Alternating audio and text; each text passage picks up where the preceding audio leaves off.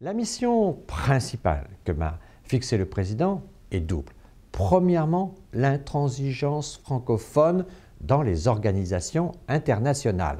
Le français, c'est une langue officielle de l'Union européenne. Et pourtant, en Union européenne, on ne parle pas toujours comme il faudrait le français. C'est une langue officielle, langue de travail à l'ONU. Et quelquefois, on ne parle pas suffisamment français. Et dans bien des organisations multilatérales, le français est langue officielle. Il faut le défendre pour défendre non seulement notre langue, mais aussi les valeurs qu'elle véhicule. C'est l'intransigeance francophone, c'est la première mission. La seconde mission, c'est de faire évoluer la francophonie au-delà de la coopération technique entre les différents pays, qui est une priorité, mais aussi faire de la francophonie un espace politique pertinent pour traiter les grands sujets du XXIe siècle.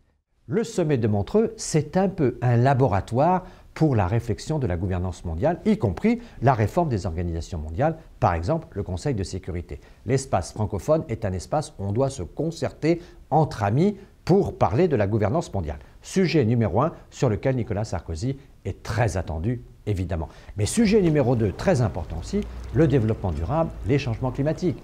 Il y a eu Copenhague qui a provoqué un certain nombre de déceptions. Il va y avoir Cancun, espace multilatéral aussi, où tout le monde va se trouver rassemblé. Il faut que la francophonie essaie de parler d'une seule voix. Et à Montreux, on va préparer cette voix de la francophonie pour la lutte contre les changements climatiques. L'organisation francophone doit être capable de solidarité. C'est pour ça, par exemple, que nous sommes très engagés dans la reconstruction d'Haïti. Défense du français, espace politique, solidarité. Voilà à la fois 3 éléments de bilan, mais aussi 3 éléments de défi. L'année 2010 est une année très importante pour la francophonie. D'abord, c'est les 40 ans de l'organisation.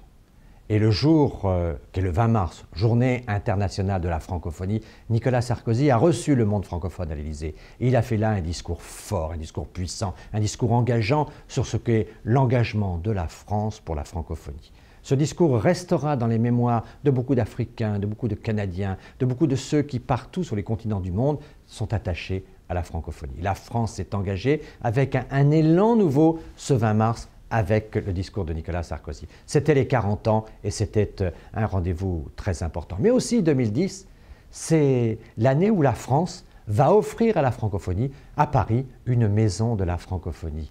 Un lieu qui sera le lieu où s'installera l'OIF, lieu qui sera un lieu accueillant, lieu ouvert sur l'extérieur, lieu financé par la France pour la francophonie. C'est pour nous un rendez-vous très important.